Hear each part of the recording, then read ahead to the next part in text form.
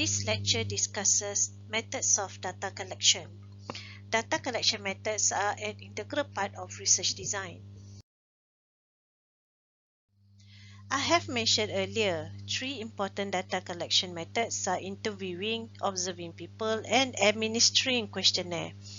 In this chapter, we will discuss questionnaire and questionnaire design. A questionnaire is a pre-formulated written set of questions to which respondents record his answers, usually within rather closely defined alternatives. Questionnaires are generally designed to collect large numbers of quantitative data. They can be administered personally, distributed electronically, or mailed to the respondents.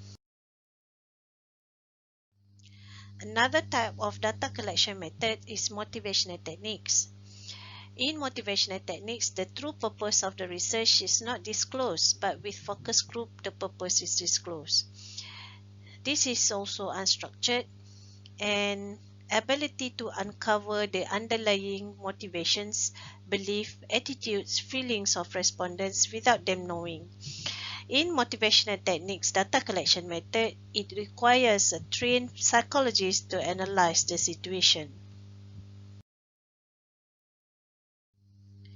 Some effective techniques can be employed for improving the rates of response. For example, keeping the survey instrument short, assure confidentiality and anonymity, make callbacks 4 is typical when needed, start the instrument with non-threatening questions which arouse interest, offer to provide final results later on, and offer token remunerations.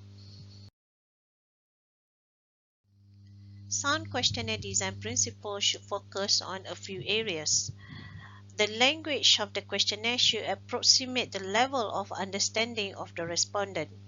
The choices of words will depend on their educational level, the usage of terms and idioms in the culture, and the frames of reference of the respondents.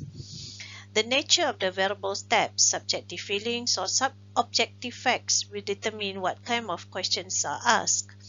The purpose of which question should be carefully considered so that the variables are adequately measured and yet no superfluous questions are asked. These are the guidelines of type and form of question need to be asked in the questionnaire. The type of question refers to whether the question is open-ended or closed. Open-ended allows respondents to answer them in any way they choose. A closed question, in contrast, asks the respondents to make choices among a set of alternatives given by the researcher. Closed questions help the respondents to make quick decisions to choose among the several alternatives before them. They also help the researcher to code the information easily for subsequent analysis. Instead of phrasing all questions positively, it is advisable to include some negatively worded questions as well, so the tendency in respondents to mechanically circle the points toward one end of the scale is minimized. This is called the halo effect. A good questionnaire should therefore include both positively and negatively worded questions.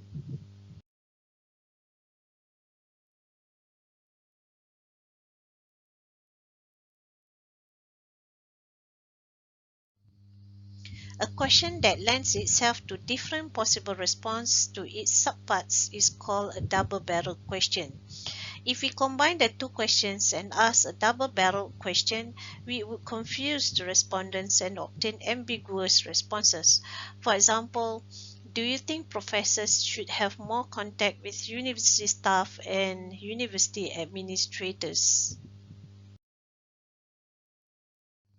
Even questions that are not double-barreled might be ambiguously worded and the respondents may not be sure what exactly they mean. For example, to what extent would you say you are happy? Respondents might find it difficult to decide whether the question refers to their state of feelings at the workplace or at home or in a personal relationship. Thus, responses to ambiguous questions have built-in bias in as much as different respondents might interpret such items in the questionnaire differently. Some questions might require respondents to recall experience from the past that they are hazy in their memory. Answers to such questions might have bias. For example, how many times did you experience menstrual cramps during the last 12 months?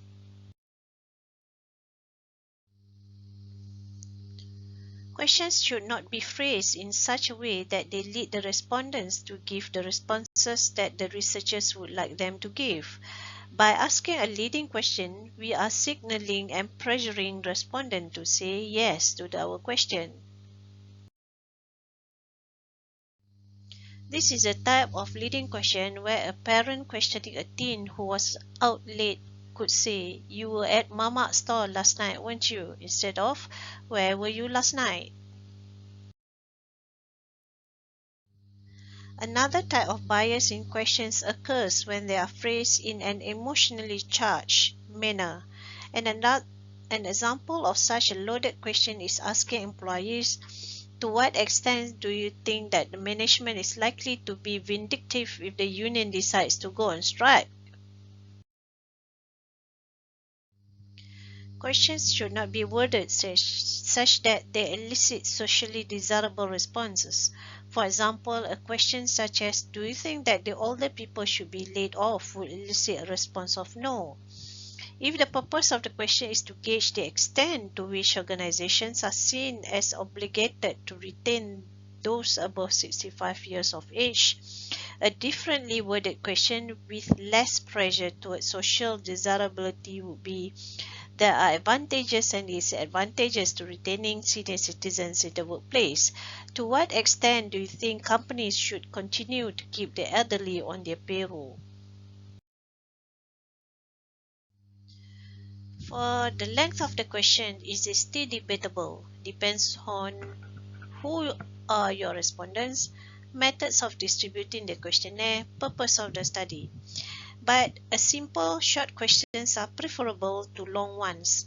As a rule of thumb, a question or a statement in the questionnaire should not exceed 20 words or exceed one full line in print.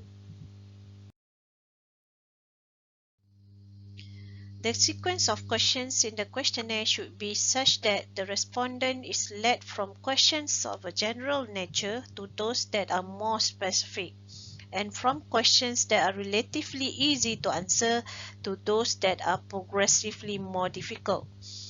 The funnel approach facilitates the easy and smooth progress of the respondent through the items in the questionnaire.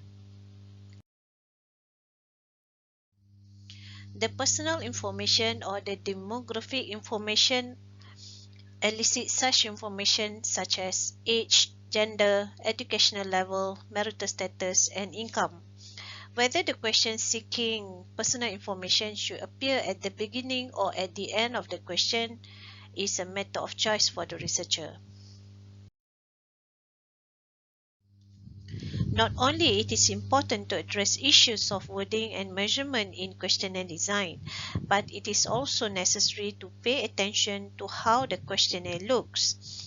An attractive and neat questionnaire with appropriate introduction, instructions, and well-arrayed set of questions and response alternatives will make it easier for the respondents to answer them.